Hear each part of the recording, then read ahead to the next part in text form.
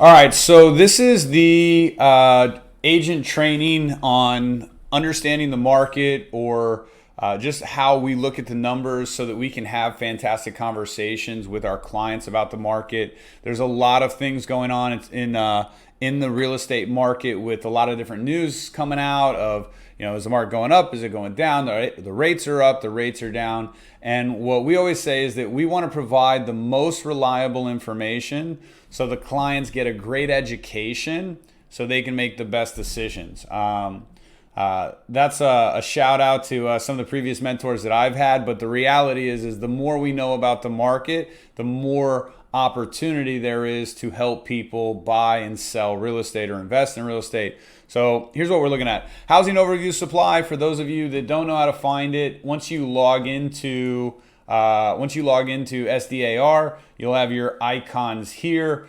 Fast Stats, InfoSparks. These are the two tools that we'll go over in the training. Fast Stats is more of a segmented data list that you can get your local updates on. So if you come in here, once you click on Fast Stats, it's going to bring you to this page, and you're looking for the local market updates link here. Once you click on that, it'll bring you to this page, and you'll have the ability to go into zip codes individually, or you'll have the ability to look at the housing supply overview, and that's what we're going to take a look at. This comes out every month on usually like the 6th to the 8th, depending on what day it is.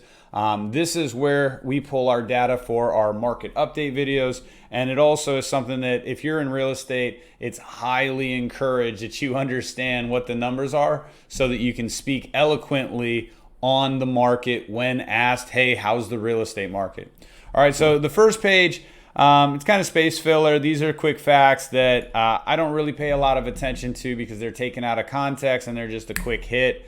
I really focus on the 5 leading metrics in real estate, and you definitely want to understand these because these are the indicators that'll drive the real estate market. One is house prices. Okay, so prices, the higher prices go, it'll usually have a negative impact on demand as the prices appreciate. Less and less buyers can afford those higher end properties. Number 2 is demand, which is closed sales. So the higher the demand, the higher the pricing. Okay. 3 is inventory. Everybody knows that as inventory goes up, prices have downward pressure. As inventory goes down, prices have increasing pressure on for the appreciation. The 4th one is interest rates. Obviously, interest rates are a major driver of the real estate market. The lower the interest rates go, the higher the prices go because the affordability and what the buyer's monthly payment is, that gets them additional purchasing power. But as those rates go up, we'll see the market negatively impacted because the purchasing power is getting squeezed. Okay, and the last one is affordability. Affordability is something that we've seen a lot in the headlines where San Diego becomes the least affordable market or one of the top least affordable markets.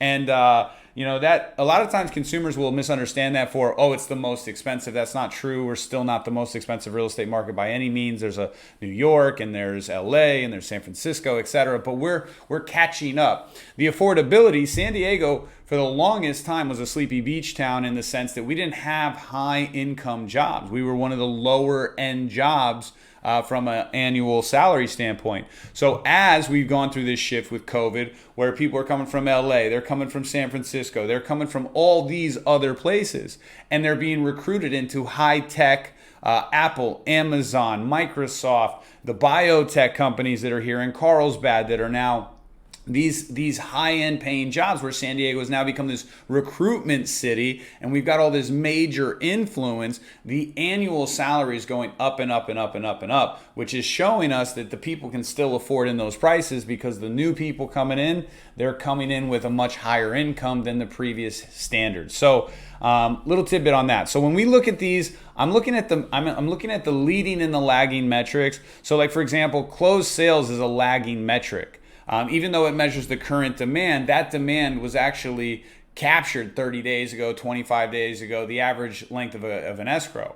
Okay, so pending sales is a really good indication of today's demand, last month's demand, because it's going to carry over. Now, it's not always going to close, but it is measured in correlation to the previous months.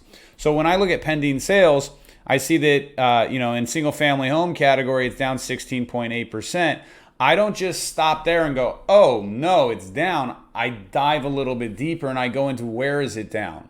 Because you'll notice that the biggest drop off of how many sales happened were in between the $250,000 to $750,000 price point. Well, that's because our average home price is appreciated out of those categories. So of course there's going to be a lot less sales in those categories. Also, those are the buyers that couldn't necessarily afford it based on the interest rate hikes and the appreciation. So they've been priced out of the market as well.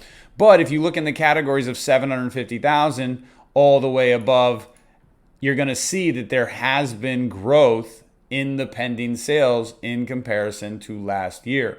So yes, we're losing opportunities. There was 5,000 less sides, well, 4,500 less sides. Actually 9,000 less sides, because if there's 4,500 less transactions, then there's 9,000 less opportunities for a sell and a buy, 2 sides to every transaction. So with that being said, the interest rates have had an impact on the market, and in the higher end price points, we're still seeing activity. Going into closed sales, I look at the same formula. Let's take a look at the overall number, down 15.6%. And usually these will have some correlations with inventory. So for example, over the last couple years, inventory's been down. Well, if there's not enough food on the shelves to sell, then of course we're going to have lower sales. Supply issues. So when we're looking at closed sales here, you'll see a little bit of a correlation, but let's keep diving deeper to see, again, where is this drop off? And again, it's all in this sub 750,000. Most of the hit was here, and there was about 4,000 less transactions. Okay.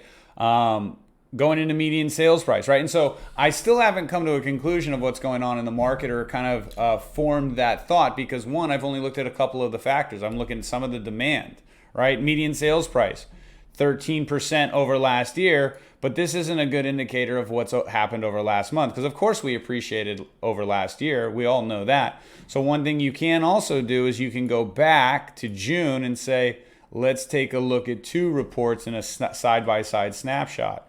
So I go down to median sales price and I see that, well, last month it was 900,000. This month it's 905. So that gives me information, so that when people are like, the market's dropping, well, not as a whole. So when you say the market's dropping, have you done your research individually into the zip code specifically where you're looking at buying or you're looking to sell? Right? Because as we know, real estate is hyper-local. But from a broad perspective, even though we're seeing a lot of listing reductions, we're still seeing the average price go up. Okay, so again, home sales price, that's gone up. When it goes up, that has an issue on demand. We've seen demand respond by going down. It's right in alignment with the formula.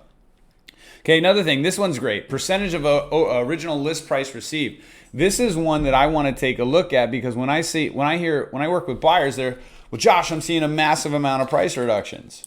Well, hey, I can appreciate that there are a lot of sellers that were caught off guard by the shifting market. But when you look at the numbers, the average home was still selling for 103% of listing price. So we're still seeing over sales price activity.